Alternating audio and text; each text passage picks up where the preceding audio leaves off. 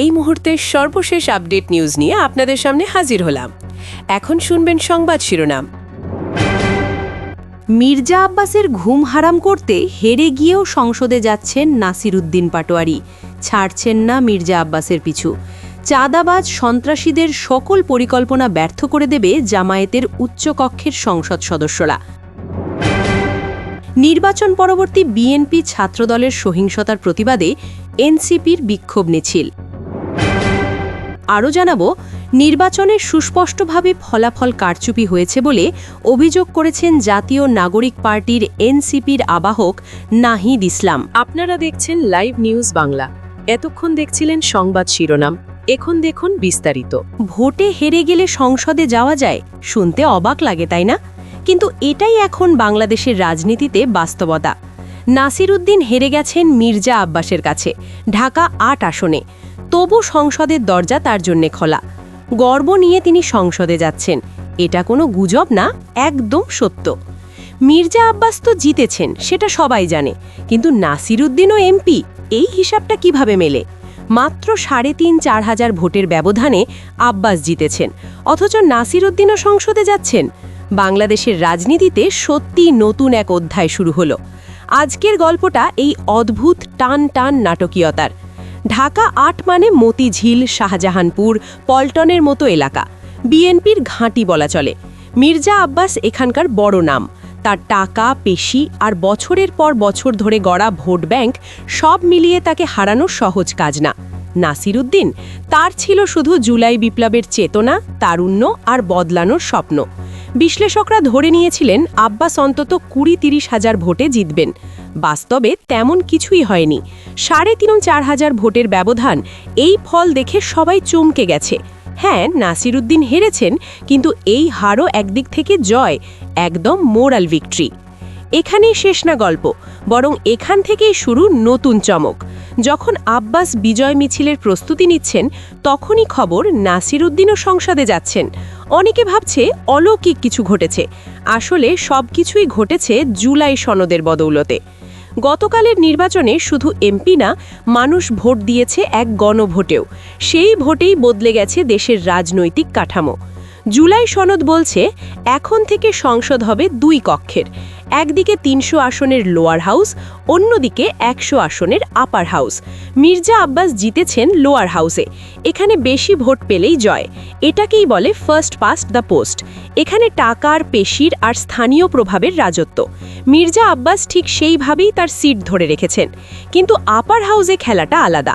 এখানে ব্যক্তিকে ভোট দেয় না, ভোট পড়ে দলের নামে, পুরোটাই আনুপাতিক। ধরুন নাসিরুদ্দিনের দল এনসিপি দেশে ৫% ভোট পেয়েছে, তার মানে আপার হাউসে তাদের ৫টা সিট, আর দলের তালিকায় নাসিরুদ্দিন ১ নম্বরে, তাই সরাসরি হেরে গেলেও সংসদে তার জায়গা পাকা। তাহলে সংসদে এই দুজনের কাজ কি? মির্জা আব্বাস মাঠের নেতা, এলাকার রাস্তা, ড্রেনেজ, উন্নয়ন এসব দেখবেন, সমস্যা মেটাবেন। নাসিরুদ্দিন থাকবেন আপার হাউসে, নীতি নির্ধারণ, পুলিশ রিফর্ম, প্রশাসনের স্বচ্ছতা, এগুলি তার ভাবনা। তরুণদের যে স্বপ্ন ছিল সেটাই বাস্তবায়নের চেষ্টা করবেন তিনি। সব মিলিয়ে রাজনীতিতে এটা বিশাল পরিবর্তন। শুধু পেশি না, এখন মেধা, সততা আর সাহসেরও দাম আছে। ঢাকা ৮ থেকে ২ নেতা সংসদে, কিন্তু দুজনের ভূমিকা আলাদা। একজন মাঠে, আরেকজন নতুন আইডিয়ার কারিগর। নতুন গণতন্ত্রে কেউ কারো প্রতিপক্ষ না, বরং একে অন্যের পরিপূরক। নাসিরুদ্দিনের সংসদে যাওয়া তরুণদের জন্যে বার্তা, সততা আর যোগ্যতা থাকলে সিস্টেমের শীর্ষেও পৌঁছানো যায়, পুরনো নোংরা রাজনীতির ধারায় না গিয়েও।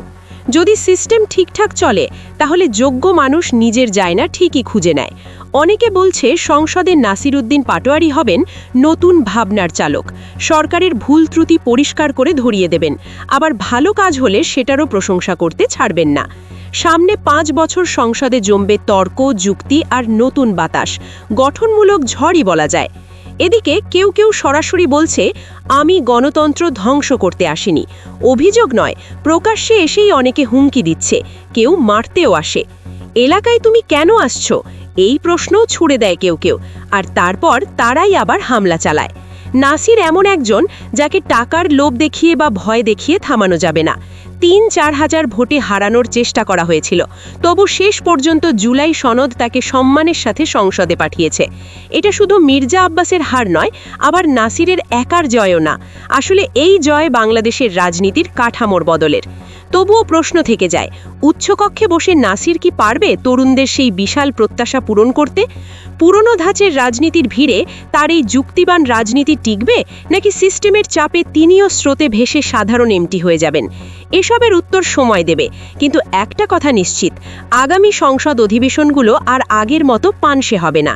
যখন অভিজ্ঞতা আর তারুণ্যের সংঘাত হবে, তখন তো স্পার্ক ছড়াবেই। কোন নাম বলবো, কার কথা বলবো? সবাই তো জানে ঢাকা শহরে চাঁদাবাজি নতুন কিছু নয়।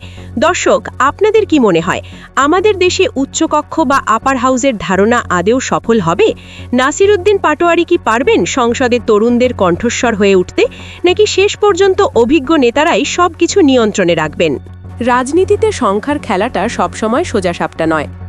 ত্রয়োদশ জাতীয় সংসদ নির্বাচনের ফল বের হতেই বাইরে থেকে দেখে মনে হয় বিএনপি জোট একেবারে দাপট দেখিয়ে জিতেছে। 300 আসনের মধ্যে 212টা ওদের দখলে। অন্যদিকে জামাত জোট 77 আসন নিয়ে সন্তুষ্ট থাকতে হচ্ছে। চোখে পড়লে মনে হয় এক পেশে ফলাফল, একেবারে 135 আসনের বিশাল ব্যবধান। কিন্তু একটু ভেতরে তাকান তো, ভোটের শতকরা হার দেখলে অবাক হতে হয়। নির্বাচন কমিশনের হিসেব বলছে বিএনপি জোট 46.6% ভোট পেয়েছে, আর জামাত জোটের ভোট 43.9%। পার্থক্য মাত্র 2.7%। অথচ এই সামান্য পার্থক্যেই ফার্স্ট পাস দ্য পোস্ট পদ্ধতির কারণে বিএনপি হাতে পেয়েছে 135টা আসন বেশি। এটাই আসলে গণতন্ত্রের বড় এক অসঙ্গতি। তবে এবার একটা পরিবর্তন আসছে। গণভোটে হ্যাঁ জিতেছে, ফলে সংসদে থাকছে নতুন উচ্চকক্ষ বা আপার হাউস। এখানে জামাত আসল শক্তির পরিচয় দিতে পারবে।